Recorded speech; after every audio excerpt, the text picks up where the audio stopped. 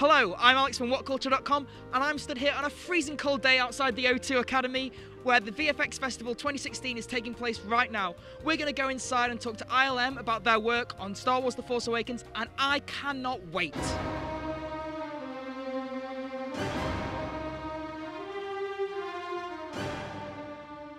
Okay, before we start, do you want to just tell us a little bit about yourself and what you do at ILM?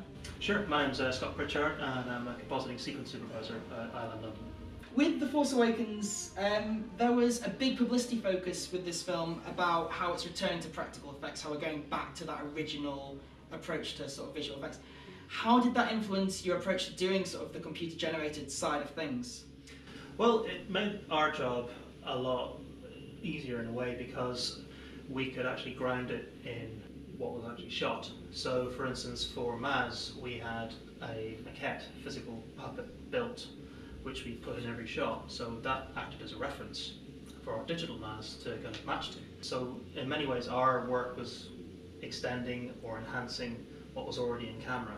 There were a few all digital shots in the movie. What did you do to make sure that those seamlessly fit in, that those didn't jar with, you know, sort of the interactive shots? Well, I mean, a lot of the all digital shots are like things like the Falcon chase through the Star Destroyers in Jakku, where, you know, we'd already done a lot of photography out in Abu Dhabi, so a lot of what we do at ILM is that we take as much reference photography on set as possible. So we always have something to base our work off. Okay, so it is all grounded in reality even when it's all digital? Absolutely, yeah. One thing I really want to talk about is one of my favourite parts of the movie, and that's BB-8. You know, great character. At what point did you decide this very complex mechanism was going to be done practically? Was that always the plan, or was that something that developed over time? I think it was always the plan to actually enhance them in areas where we needed to digitally. So Neil Scanlon, who ran the Creature Shop, they built, I believe, 4 different versions of BB-8 to do different things. So there was one which had 2 kind of rods which came out the back, which a puppeteer could like operate the body and the head. There was one which was remote controlled and had 2 little stabilizer wheels at the back. There was another one which just kind of wiggled around on the spot. And then for particular performance, where we wanted to enhance the performance, we then would replace either the head or the entire BB-8 with the digital version. Looking at the mechanics of inside BB-8, it was like this incredible Swiss watch. The work that went into that was just unbelievable. With Maz, moving on to Maz Kanata now, with that, was she always intended to be all CGI? Because you talked about having models on set. Did you ever consider going a practical route with her? The idea was never going to be driven by the technology, it was always going to be driven by the design and what we needed to do to capture her performance. And I think originally they talked about having her as an animatronic puppet, they also thought about having her played as somebody wearing a suit, but I think there was a point where the performance, the nuance of the performance just demanded a digital version. You know, there was a lot of her design was influenced by her backstory as well. You know, she's an adventurer, she's a pirate, so if you look at the kind of details that are in her clothes, you know, we've got 7 different types of fabric just in her boots. You know, there's all these little details that kind of tell the backstory all of its own.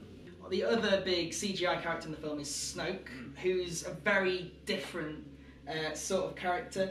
How was he? What were the influences for him, and how did he change over the production?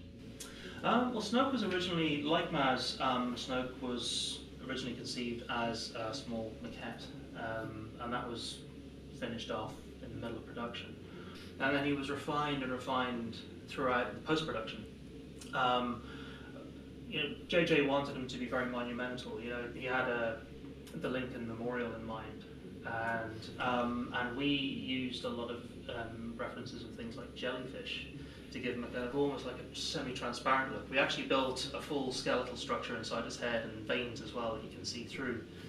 It was that kind of keeping him slightly mysterious, and it was always the intention actually of JJ to keep him, it would only reveal himself to be a hologram at the end of his first scene. It's very much shrouded in mystery still, but all those scars and all that damage has to come from somewhere, but we'll find out. Does ILM know? Someone in ILM knows. Okay. So you said that these designs were finalised sort of mid-production. Did Andy and Lupita know what they were going to look like when they were doing those performances? They've obviously seen some stuff, but did they know exactly what the finished movie would be like? Well, I mean, we had that model of Snoke for Andy to refer to, and you know, get an idea of what his character was going to look like. Now that was the physical model that we were able to take out to his place in the Imaginarium. Lupita, we actually had a digital Maz available for her, where we were actually able to put a little digital Maz inside a scene which had been shot a couple of months earlier in principal photography, and she was able to do the performance capture and see that reflected in Maz in real time. Something we developed for Mark Ruffalo on Avengers Age of Ultron.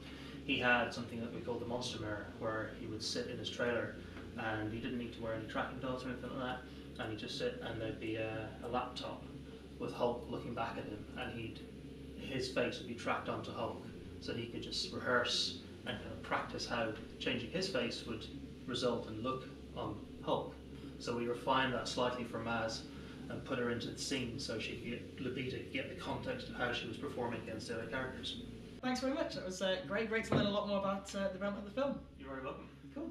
So there you have it, the secrets of Star Wars The Force Awakens revealed. Be sure to like, share and subscribe, and follow me on Twitter. Bye.